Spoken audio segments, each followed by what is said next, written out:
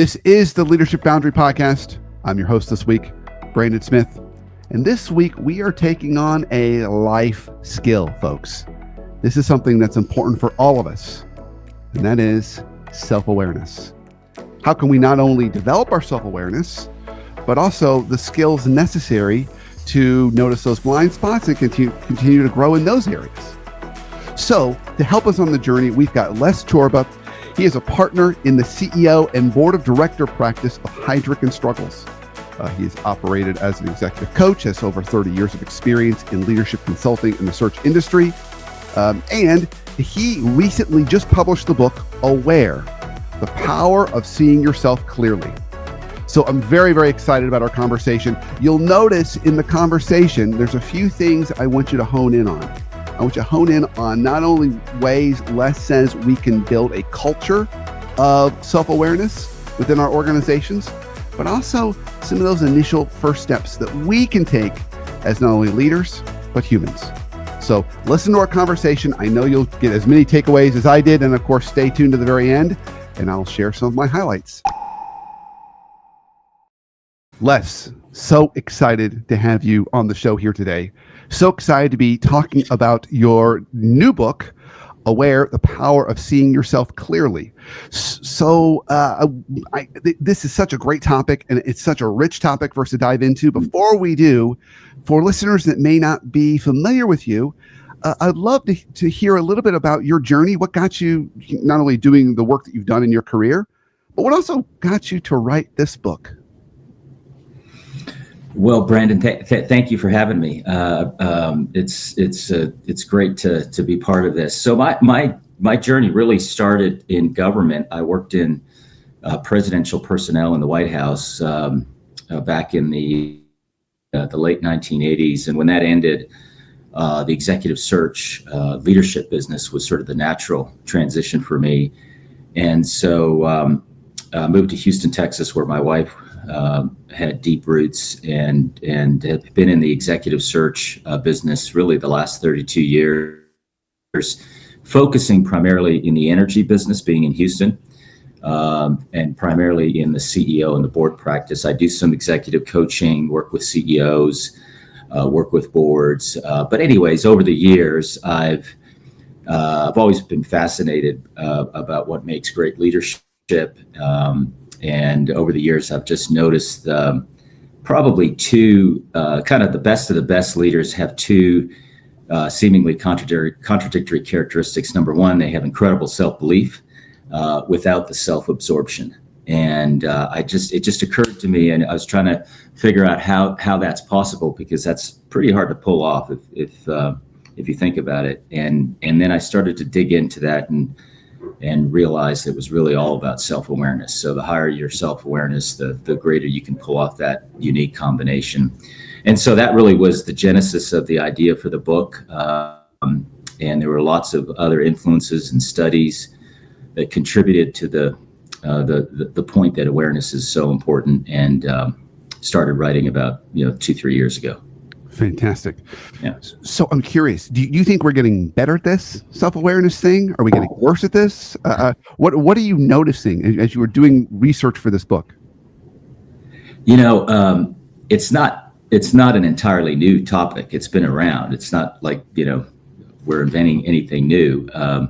What I would say, however, is it's becoming more important because the data shows our society and our leadership are not as self-aware as we think we are. And I would describe it as a bit of a crisis. And I think there are many reasons why it's a crisis right now. And I'll just give you some of the data. 𝘚𝘦𝘦 who wrote her book, Insight, in 2018, why we are less aware than we think we are, noted that 95% of all people think they're self-aware, but only 10 to 15% truly are. So you've got about 80% of people and leaders walking around self-deluded about their own awareness. So that data was pretty striking. To me, it sounded like a little bit lower than it should be. And so I just was curious. And so I asked our team at 𝘕𝘠𝘕 what does our data show? And we did a study of 75,000 leadership assessments. These are 360s and feedback reports. And the number was about 13% of leaders are truly self-aware. So that's remarkably low. I think it's an opportunity, frankly, because if you think about it, Brandon, if you can get that to 20, 30, 40, or 50%, think about how much better our leaders and our organizations, how much better we would show up in our organizations and with our teams. So I think it's actually an opportunity. Yeah, beautiful. So just to paint a picture for this, for our listeners, when you see someone who's self-aware, what does that look like? How does someone show up when they're truly kind of flexing their self-awareness muscles? Yeah, and I would say even those who have high self-awareness, it's still a journey. But the way I would characterize a highly aware leader or individual is somebody who can quickly identify name their blind spots, their flaws, but also their strengths, their capabilities, maybe even a superpower. They have a balanced view of the things that are holding them back from showing up as the best version of themselves. But they also have an understanding of where they can make others shine, their strengths, their capabilities. That balance of awareness, I think, is a good way of indicating somebody has a pretty high level of awareness. And then I think the other thing is they're genuinely curious, inquisitive people. They're constantly questioning how they can show up better. I'm the classic people pleaser, and I've been that way for many, many years. That's what all the data shows. And so I'm aware of it. And so I try to take advantage of opportunities where I can be more courageous about speaking blunt truths and providing feedback. But then, once I feel like I've conquered that, I become aware that I need to be more present, with my team. That's another, sort of blind spot or flaw that I'm working on. So I think it's a constant journey, but as long as you have the humility and the willingness to engage with those issues as they come up, I think it indicates that you're on the right path. Yeah, it's interesting. I love the way you describe it, Les, because I'm picturing kind of in our awareness stew, we want to throw a little bit of confidence, a little bit of courage, but also a little bit of willingness to be vulnerable. Yeah. And I think that sometimes that holds people back. It's like, if I acknowledge my weaknesses, then you're going to think I'm not credible. Right. Or if I ask a question here, you're going to think I don't know anything. And from what I'm hearing from you is you're painting a picture of people that are self-aware, and they're quite comfortable stating their weaknesses and asking questions and not feeling like it in any way diminishes their value or worth. Yeah. Yeah. I actually think it builds a connection with your team that humility and sort of common humanity. We all have issues, but we also have our strengths and capabilities. And so I think it builds trust with your team if you can have vulnerable conversations, as you put it earlier. And by the way, I think the most, and I'm sure you've seen this in your work, I think the healthiest cultures in organizations, in businesses, are those that have a feedback culture. Yeah. Where you can have those conversations. And so the CEOs and the leaders that I work with that I think really elevate their game are the ones that are constantly thinking about how can I create that, that culture of feedback. Yeah. Getting people to be comfortable with that and recognize it's a strength. It's an opportunity for you to get better. And that kind of continuous improvement. I think that's great. So riffing off that a little bit. So that's a nice way we can approach it systemically, create those feedback cultures, promotes it for everybody. If folks listening to this say, all right, I want to really, self-awareness sounds good. I know I need to work on that. What are some good starting places, either to notice if you've got a blind spot or, more importantly, perhaps develop this muscle? Well, I mean, there's a formal way of exposing or revealing blind spots, and that would be through a 360. So if your company and organization has those tools, even if they don't, I think it's good to ask about whether you can do a 360. I mean, most of us are evaluated on an annual basis through a performance appraisal. I don't think that's enough, frankly. I think performance appraisals and feedback should be ongoing in real time. But so the formal way of identifying sort of blind spots as well as strengths and capabilities is through his 360. Informally, the way to do that is just to be more curious with your team and ask the question, how did I show up in that meeting, or what could I have done better? How could I made a greater impact? Have these kind of after action reviews and conversations with your team where you're really generating feedback that's candid and vulnerable. And by the way, I mean, if you have an accountability partner or somebody that can be truthful with you about both your strengths and your weaknesses, I think that'll help.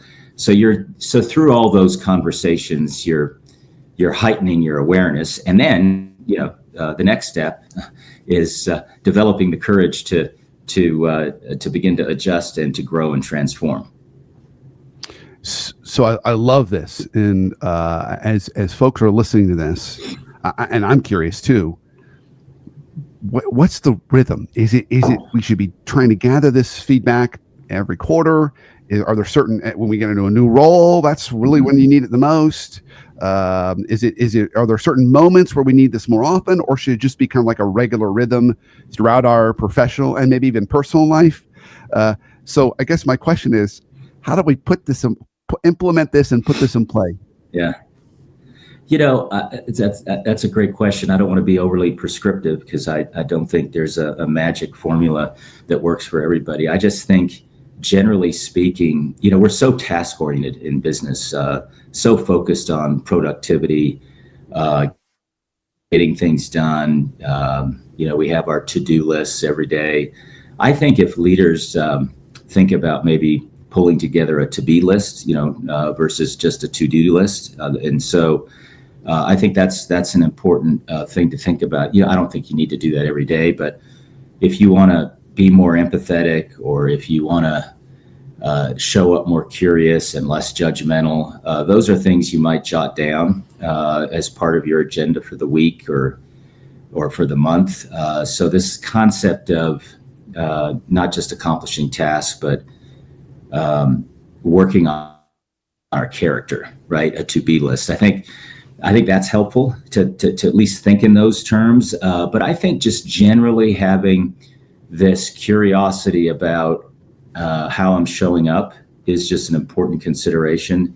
And frankly, it's just, we're so busy. There's just there's little time for self-reflection. I would also argue that it's becoming harder, Brandon, because of the digital culture that we live in. And I happy to sort of dive into that a little bit more, but I think that's a significant issue that leaders have, constantly being sucked into the social media world, digital culture that, in my view, is frankly the assassin of self-awareness. Well, I think, I can't just let that stay there. Les, we gotta go down that path. Yeah. So, yeah. As you're talking, I'm wondering, and maybe it's a yes to both of these. Is it because this guy's kind of an echo chamber, like just shows you what you already believe and what you already know, or because there's just so much noise coming from this guy all the time? By the way, for those listening, I'm holding up my phone. Yeah, there's just noise coming from this all the time that we don't have that moment to just sit and think and process and reflect, or is it maybe all those things plus more? I'm curious.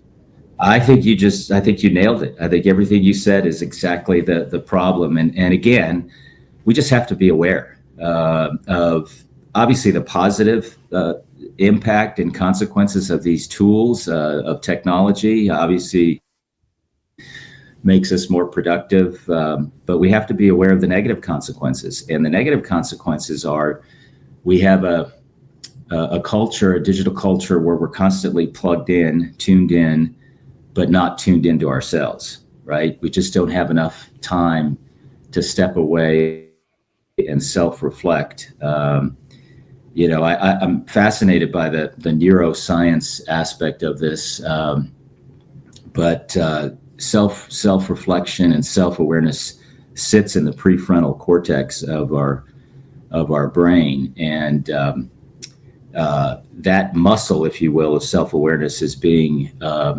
robbed every day that we are, swiping and scrolling and focusing on the likes and the mentions and the notifications from social media. So we just have to be aware of it and be a little bit more disciplined, because it is an issue. It is a problem. And I worry particularly about the next generation, Generation Z.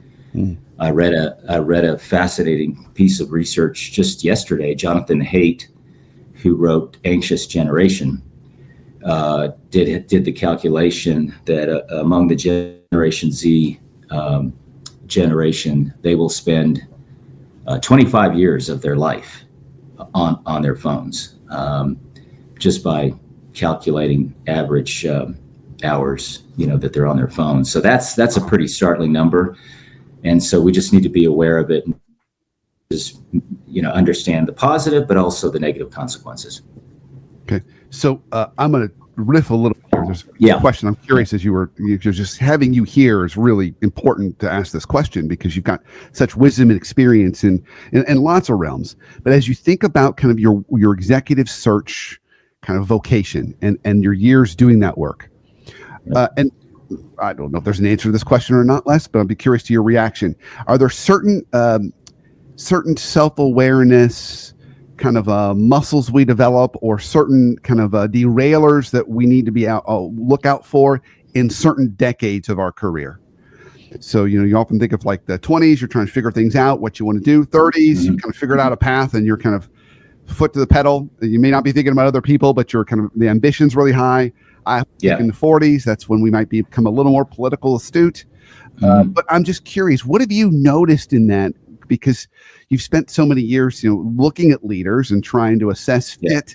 What do you see certain things that we need to be more aware of and notice and try and develop in certain decades of our life?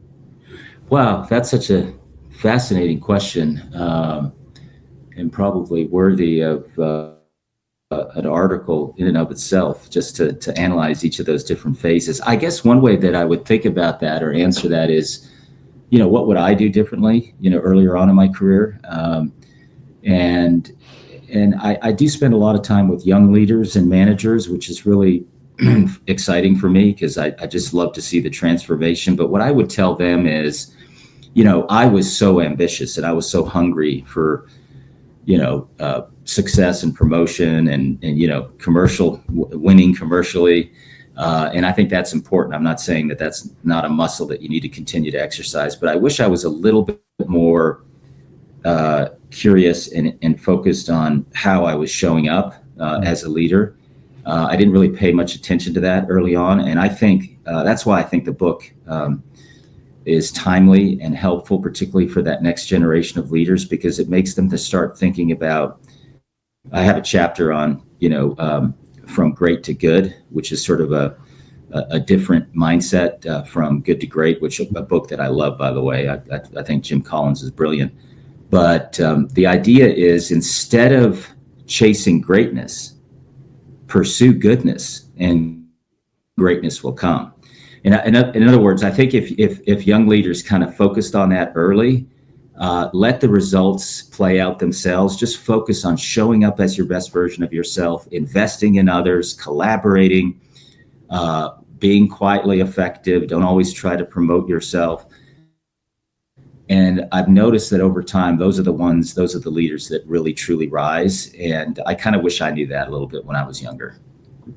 I love that there's always this balance between like developing a competency and developing a character. Yeah. And I love that you're like, this is about character, develop character. I mean, that's what, at the end of the day, it's going to really result in the best for you. I've got a guest I've had on several times, a retired lieutenant general named Ken Keene. And I asked Ken on one of the shows, Ken, if you had to select for competency or character, both in your military career, and then he was teaching leadership after that, what would you pick? He said, I'd pick character every day of the week.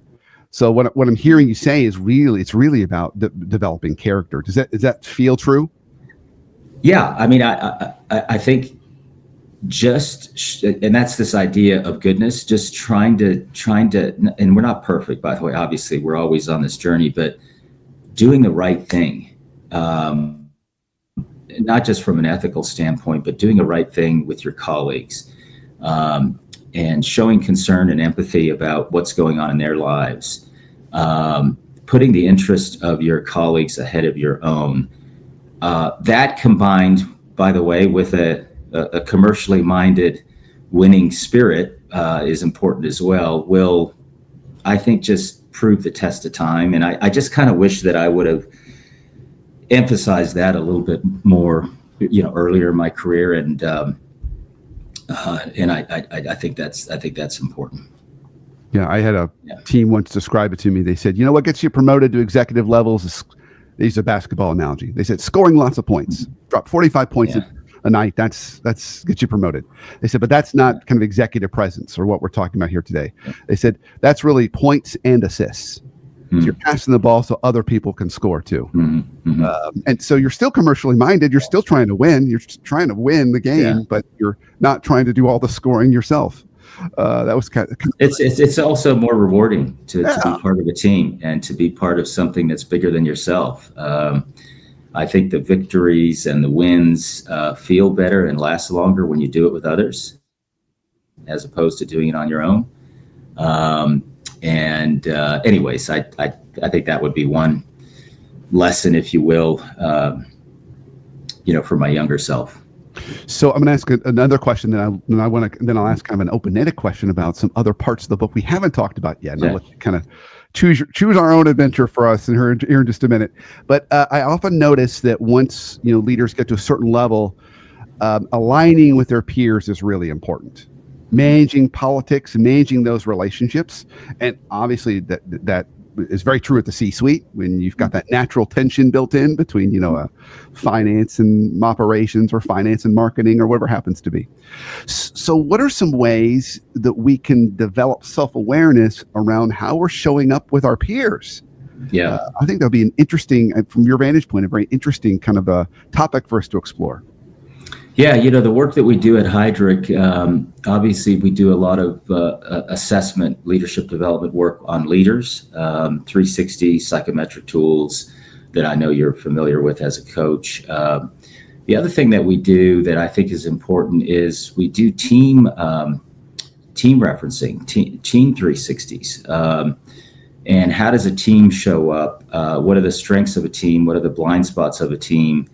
So short of something formal like that, I think it's helpful for any leader working in a collaborative team setting to really understand kind of the strengths and weaknesses of that team and how each individual contributes. And the more aware of that you are of how everybody is contributing, I think the more effective and you could accelerate performance more quickly. And so I think that's just one way of doing it. But I don't know if that answers your question, Brandon, but that's what kind of came to mind. Yeah, that's great, Les. Thank you. So going back to the book, I know we've just scratched the surface, really. So where are some maybe a chapter or chapters in the book we haven't talked about that you think would be really important for listeners to hear about today? Well, I think practically, the chapter, there's a couple of chapters on how to find your blind spot. I mean, I think the test for all of us as a leader is, number one, can you name your blind spot? And number two, do you have the courage to engage it? And so I think that's an important test, if you will, for all leaders, and something that we should be thinking about.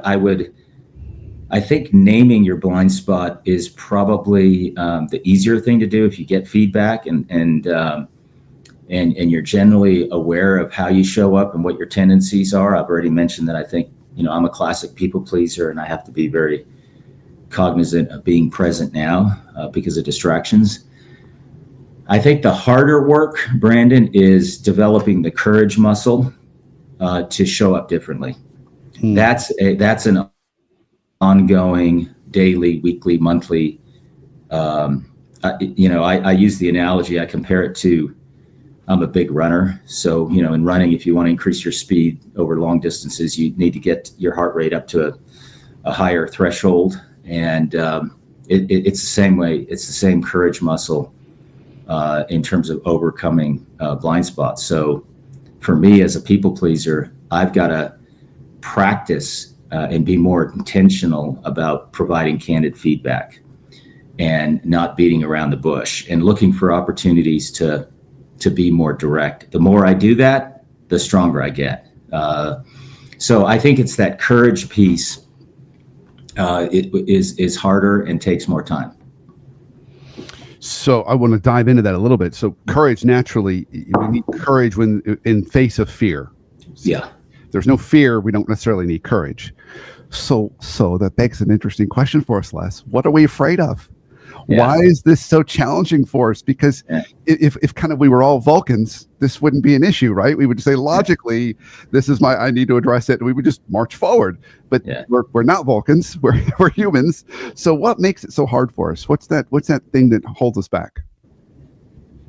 Yeah, now you're getting into the part of the book where you're peeling the onion a little bit deeper, which I love, and that's this idea that it's not just important to name your blind spots. So for me, let's say it's people pleasing. I think it's important for a leader to understand, and for me to understand, well, where did that people pleasing come from? Why is it there? And I don't want to bore the listeners with my story, but everybody has a story. There's a reason why we show up the way we do, and it has to do with kind of how we were raised, our experience dealing with adversity, whatever it is. So I think it's understanding your flaws and your tendencies a little bit more deeply.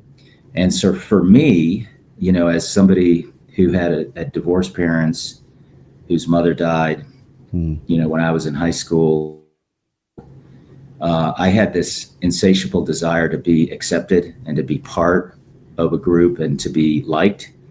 And so for me, that's my fear, right? I'm not going to fit in.